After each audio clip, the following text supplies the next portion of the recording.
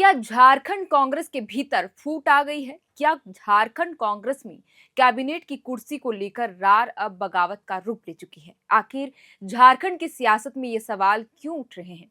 क्या हेमंत कैबिनेट में कांग्रेस के मंत्रियों में फेरबदल होने वाला है? आखिर क्यों कांग्रेस के 5 विधायकों को अचानक रांची छोड़ दिल्ली दरबार में जाकर शिकायत करनी पड़ रही है? क्या है पूरा मामला? आज के इस वीडियो में हम इसी मुद्दे पर विस्तार से बात करेंगे। दरअसल झारखंड कांग्रेस के 5 विधायक नमन विकसल कोंगाड़ी, भूषण बाड़ा, सोनाराम सिंकू, राजेश कच्छप और सुरेश बैठा दिल्ली प्रवास पर हैं। दिल्ली में इन विधायकों ने पार्टी के राष्ट्रीय महासचिव केसी वेणुगोपाल और पार्टी के झारखंड प्रभारी के राजू से मुलाकात की है। जानकारी के अनुसार झारखंड कांग्रेस के विधायक दल के उपनेता राजेश कच्छप की अगुवाई में दिल्ली पहुंचे विधायकों ने शिकायत की है कि उनके कोटे के मंत्रियों द्वारा उनकी अनदेखी की जा रही है।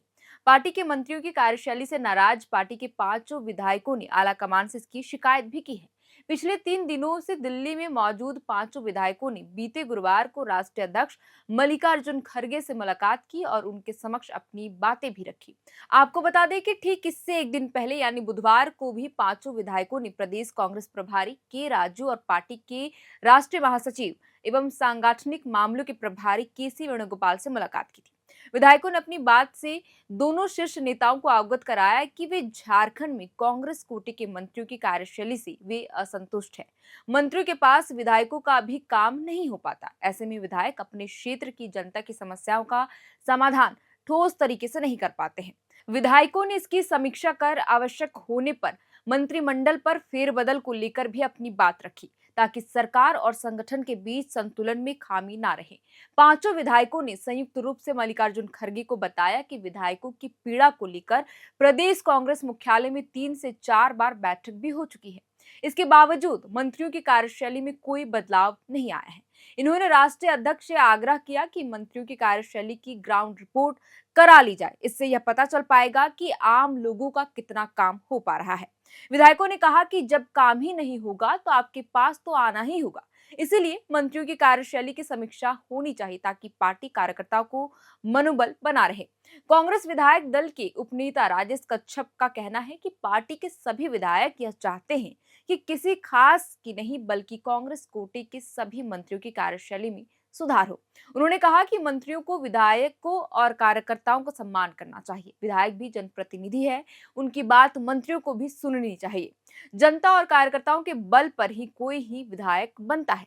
यह बात कांग्रेस के सभी मंत्रियों को समझना चाहिए। वहीं राजनीतिक जानकारों का भी मानना है कि इन विधायकों ने झारखंड की हेमंत सोरेन सरकार में संभावित मंत्रिमंडल फेरबदल को लेकर ही आला कमान के समक्ष अपनी बातें रखी है। चर्चा है कि वित्त मंत्री राधाकृष्ण किशोर, कृषि मंत्री शिल्पी निहात्रिकी और स्वास्थ्य मंत्री इरफान अंसारी के स्थान पर अन्य विधायकों को मौका देने की मांग की गई है। विधायकों का तर्क है कि वित्त मंत्री चुनाव के समय दूसरी पार्टी से कांग्रेस में आए और पार्टी की टिकट पर जीतकर ही मंत्री बने हैं। वहीं कृषि मंत्री शिल्पी निहात्रिकी मंत्री पद पर है, जबकि उनके पिता पार्टी संगठन में प्रदेश कार्यकारी अध्यक्ष है। इसके अलावा स्वास्थ्य मंत्री के कार्यों को लेकर संगठन और सरकार के भीतर पहले से ही असंतोष की बात सामने आती रही है। विधायकों का मानना है कि यदि कांग्रेस पार्टी मंत्रिमंडल में आंशिक फेरबदल करती है तो इससे जनता के बीच सकारात्मक संदेश जाएगा। इधर मुख्यमंत्री हेमंत सोरेन फिलहाल विदेश दौरे पर हैं। उनके स्वदेश लौटने के बाद झारखंड की राजनीति में कोई बड़ा फैसला लिया जा सकता है। गौरतलब है कि कांग्रेस के विधायकों की नाराजगी का मामला ये कोई पहली दफा नहीं है। दिसंबर में शीतकालीन सत्र के पहले बुलाई गई विधायक दल की बैठक में भी इसी तरह का मामला उठा था। बैठक में प्रदेश कांग्रेस प्रभारी के राजू भी मौजूद थे। वहां पर विधायकों ने यह आरोप लगाया था उस दौरान कि मंत्री उनकी बात ही नहीं सुनते हैं, उनका कोई काम ही नहीं होता। हेमंत सोरेन की पिछली सरकार के समय भी कांग्रेस विधायकों के एक बड़े तबके ने दिल्ली में रहकर तत्कालीन मंत्रियों का विरोध भी किया था।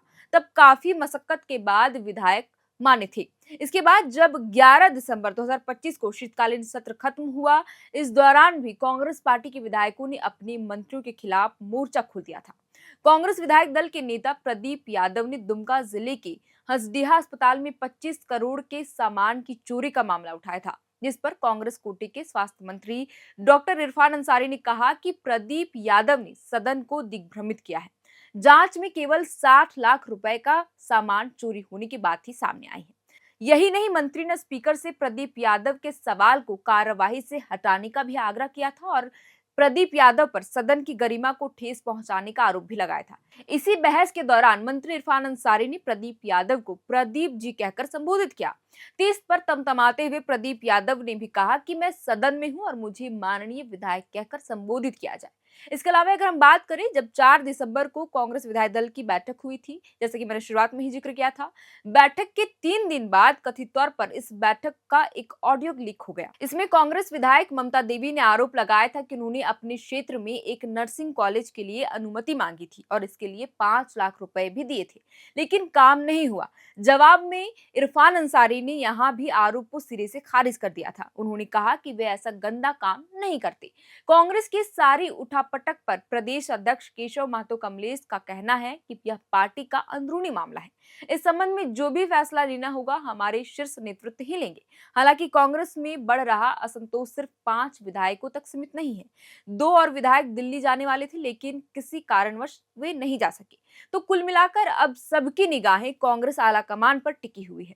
बड़ा सवाल यह भी है कि क्या नेतृत्व इन मंत्रियों की कामकाज की समीक्षा करेगा या विधायकों को शांत करने का कोई और रास्ता निकालेगा। क्या मंत्रियों के विभाग बदले जाएंगे या संगठन में कोई बड़ा फेरबदल होगा? आपको क्या लगता है, हमें कमेंट कर जरूर बताइएगा। फिलहाल के लिए इस वीडियो में इतना ही। आप देख रहे थे एरना और मैं हूं आपके साथ श्रेया। बहुत बहुत शुक्रिया।